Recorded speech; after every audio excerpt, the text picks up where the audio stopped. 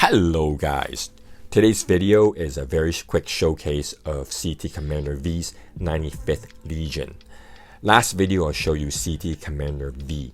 I also spoke about his story, so please check out that video to learn more about the artist V and his amazing journey. And please follow CT Commander V on Instagram to support his wonderful work. This week is the grunt unit for V's 95th Legion. This is an equally awesome design based on the Tiger Shark lat gunship used to transport Captain Fordo and the Munlets 10 in the Tartakovsky Clone Wars, which sports their signature Rancor design on the chest. I believe this design is made by the artist V himself, but others have contributed artworks of it.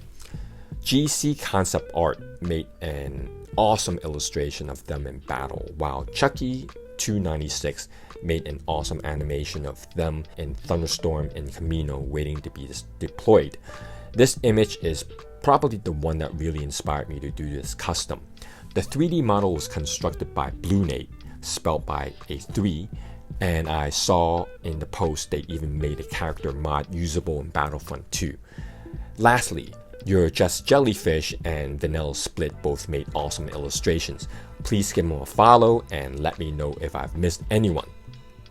In addition to this showcase, there will also be a section on masking.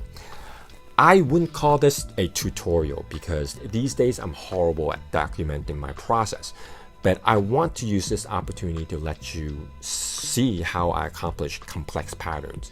And this figure is ideal for this because it's full of them. Unlike the Commander V Custom, this time I choose to use a Bandai model kit.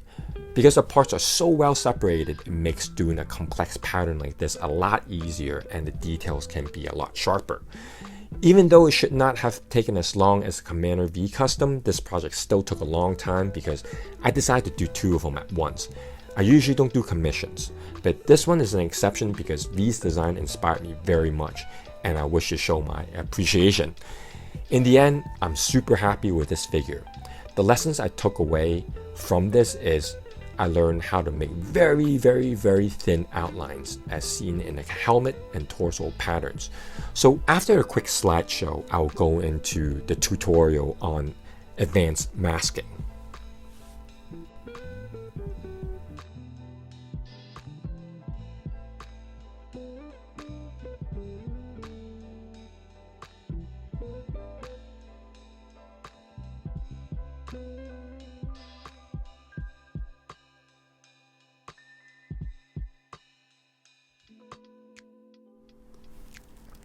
Okay, so let's start with a list of what I use. You need magnifying glass. Will not only make your life easier, but also ensure that if it looks good under magnification, it will look good on camera. Rolls of masking tape. This might seem like a luxury, but believe me, it actually is crucial, especially on parts that require a line with even thickness or masking curved surfaces. I usually go with 1 mm, 2 mm, and then wider tapes for larger areas. Masking sheets, and of course something to cut the masking sheets with. I have these application sheets from Hasegawa Tri-Tools. For simple lines and patterns, not necessarily, but for complex patterns, it is a must. Panel liners, or anything that can draw lines on masking sheets. Hobby knife and lots of spare blades, because in order to cut out the patterns and make it nice, you might want to constantly change the blades to make sure they're sharp. Tweezers, because you will be handling very small parts. So on with the tutorial. Just really quickly, what is masking and why do we want to do it? Masking is essentially a stencil. I like to use this technique to paint patterns onto a surface. This technique yields very good results. I am admittedly very horrible at freehand painting. Some people are amazing at it. I just can't control the paint well enough and my impatience often lead me to gobble up the paint. So I see it as a crutch more than anything else, but It's fine because in the end, the results looks really good, and not only to the naked eye, but also on camera. In the past, I've shown how simple masking works. Today, I'll focus more on complex patterns. Okay, so on with the process. At the time of recording this part, one of the two figures is already completed. While the second one, I left this blank just so I could document for you guys what I did with this. Right, so this is the last part I need to complete before I get two figures. First off, you need to draw a pattern onto the model. This is very helpful in working out how each pattern will fit onto the actual model when finished. You start off by taking the application sheet and covering the area you wish to work on. You will want the sheet to go on as flat as possible because you don't want your stencils to be deformed. On a complex surface like this, you obviously cannot create the entire pattern on one sheet covering the entire area. Instead, it will be made up of pieces here and there. This is the stage where you work out the overall composition of the design and make sure all the different patterns work well together. Make sure you also draw the parts of the model that will help you situate where the pattern will occur. This will help you later on when you place the stencils to make sure that it all goes in the right place. Once you're done, peel the sheet off and stick it onto the surface as flat as possible.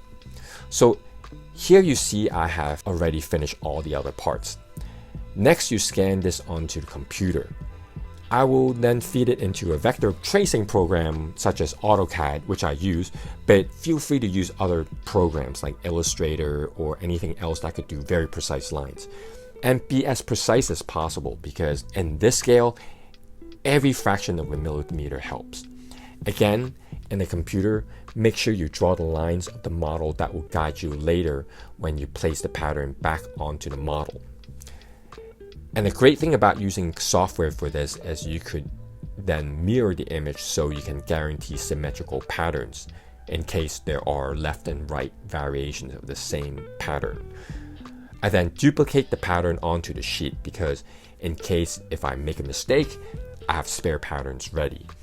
And two, some patterns require you to break down multiple pieces to work on it. And then finally, I print out these patterns. Okay, you still with me? Good. Here comes the fun part.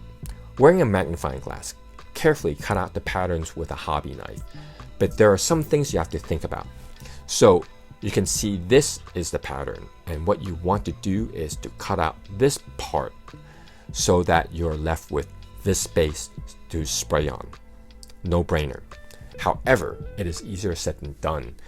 You'll notice soon that in a very tiny scale, it is hard to wiggle your knife around these corners. You could do it, but it might look sloppy. So what you do is to split into various parts. Here, I'll do my best to cut out the overall shape. But you see this area around the brow, this is a tricky area, so I use another masking sheet to cut out a part like this. Then on the model, I will combine the two sheets to form the pattern. Got it? Okay. Next thing I want to go over is the sequence of colors. Using this again as an example, you can first do the black outline and then cut out a smaller pattern to apply the yellow and so on and so forth. But this is harder, and also if you want to do this, you will be spraying a lighter color onto a darker color, which usually doesn't work. You need to spray on the white base again. Usually I use a white primer, and then you could then spray on the yellow, but that would result in more layers of paint than necessary. What I do is on the larger pattern, I would spray on the yellow, the lighter color. After this is cured, I would then address the blue block on the outer corner of the eye. I attach that shape just to get a sense of the location, which will inform me where to block the pattern. I then remove the original shape to expose the surface for painting. Again, once that is done, I finally do the black lines. Of course, cover up the blue portion you just finished. I then cut out the shape of the lighter color to block off the parts I wish to remain yellow, leaving the exposed parts to be painted black. And this is how I achieve the pattern.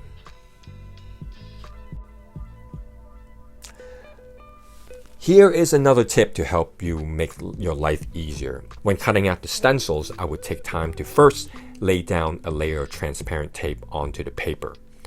I do this because if I lay the application sheet directly onto the piece of paper, when I remove the stencil, the paper would either get stuck onto the sheet or parts of the paper fiber would. To make matters even worse, in very, very small stencils like this, you'll be fiddling with tweezers. Some parts are so small it will be super unwieldy. Another simple tip.